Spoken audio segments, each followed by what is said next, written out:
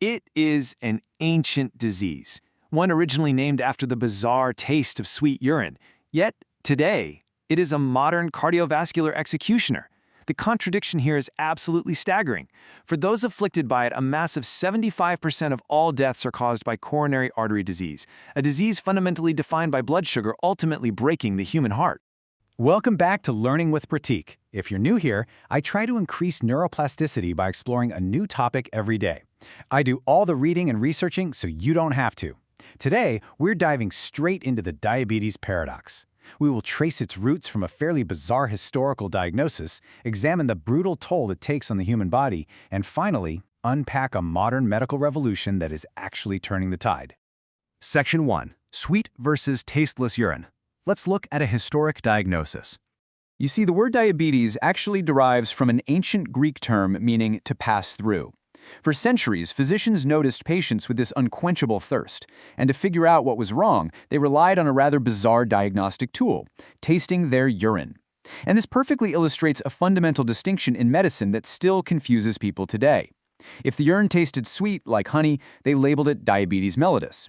But if it was completely tasteless, it was named diabetes insipidus. Now, while these two share the exact same surface symptoms of extreme thirst and frequent urination, they are entirely unrelated conditions. Mellitus is a disease of the pancreas. It involves the hormone insulin and a massive systemic failure to regulate blood sugar. Insipidus, on the flip side, is all about the kidneys. It's driven by a lack of, or resistance to, a completely different hormone called vasopressin, which controls your body's fluid balance. So same name, similar symptoms, but completely different biological failures. Section 2. The sugar flood. Let's focus in on type 2. For this explainer, we're really focusing on type 2, which accounts for about 85 to 90% of all cases out there. When the pancreas fails and blood sugar just spikes uncontrollably, the body enters a profound crisis. One of the absolute most terrifying acute complications is the hyperglycemic hyperosmolar spate, or HHS. This is a medical emergency, and it comes with a mortality rate roughly 10 times higher than other diabetic crises like diabetic ketoacidosis. So, let's break down the mechanism here. When your glucose levels reach extreme heights, often shooting above 600 milligrams per deciliter, your kidneys simply cannot hold it back. They start dumping all this excess glucose straight into the urine. Through a process called osmotic diuresis, this heavily concentrated sugar literally drags water out of your body's cells and into your bloodstream to be excreted. The result? Profound, life-threatening dehydration. Your electrolytes are lost, blood osmolarity spikes, the patient experiences severe lethargy, which can swiftly progress right into a coma if fluids aren't replaced intravenously. But HHS is an acute, rapidly developing emergency. What's often far more insidious is the chronic, quiet destruction. Notice how the long-term damage of elevated blood glucose is categorized here. High blood sugar essentially acts like a slow-moving acid inside your vascular system. On a microvascular level, it destroys the tiny, fragile blood vessels. In the eyes, this causes diabetic retinopathy, which is actually the most common cause of blindness in working-age adults. Down in the kidneys, it leads to nephropathy and end-stage renal failure. And in your nerves, neuropathy causes a loss of sensation that can lead to life-threatening foot ulcers. Then, on a macrovascular level, it just ravages the major arteries. This drastically increases your risk of strokes and, as we noted right at the start, makes coronary artery disease the leading killer of diabetic patients. The sugar flood, left unchecked, methodically dismantles the human machine. Section 3. The GLP-1 revolution, changing the trajectory. The good news, modern endocrinology has not stood still. Enter GLP-1 agonists. Notice how this mechanism breaks down a highly precise multi-organ intervention. These injectable medications are essentially biological mimics. They replicate a naturally occurring hormone produced right in your small intestine. First, they trigger your pancreas to release insulin exactly when you eat. Second, they block glucagon. That's the hormone telling your liver to release more stored sugar. Third, they physically slow down stomach emptying. This blunts the sudden, dangerous spike of glucose into your bloodstream right after a meal. And fourth, they cross the blood-brain barrier to increase satiety.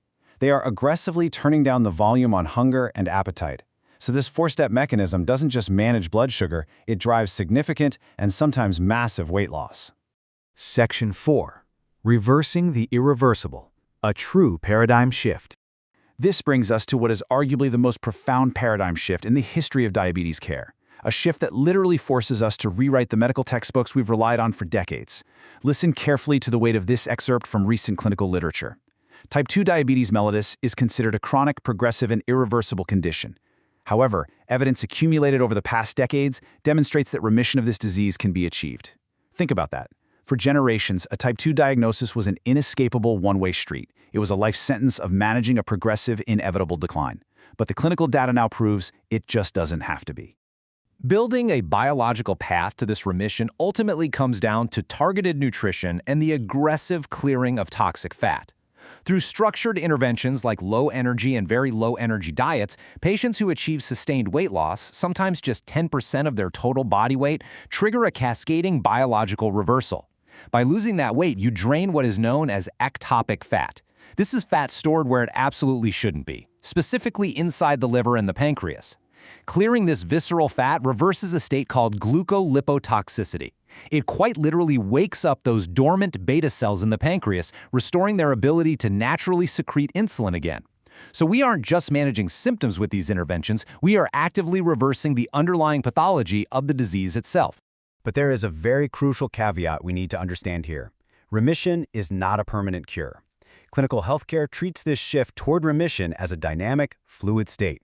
It requires ongoing monitoring and sustained lifestyle management. If the old dietary habits return, and if that ectopic fat builds right back up in the liver and pancreas, the beta cells will fail again and the diabetes will return. It's a hard-fought, fragile victory, but it's a victory that proves the human body's incredible capacity to heal, if just given the right environment. So I want to leave you pondering this. Could redefining type 2 diabetes from a lifelong sentence to a reversible condition fundamentally change our relationship with food and medicine? Let me know your thoughts in the comments below, especially if you have something particular in mind. Thanks for watching. Tomorrow we open a different page. Until then, Pratik, out.